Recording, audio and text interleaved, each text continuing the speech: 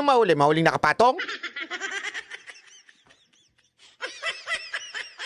Yan, sabi ni Diego Latigo, meron betrayal of public trust. Anong trust yan? Linawin mo kasi, Diego. Ano bang trust yung sinasabi mo? Tiwala ng publiko. Yun, linawin mo. Hindi ka malinaw eh. Mamaya ako na naman ang mapahamak dyan eh. Chocolate.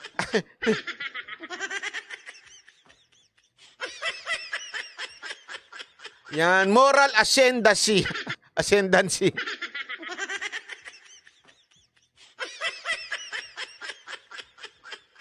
Yan ang ano natin. Kasi, alam mo, concern eh. Alam mo ba kung bakit ang isang public servant ay napaka-importante na mataas ang dignidad, ang kanyang moral ascendancy? Kasi, basta, kung ano man moral yan.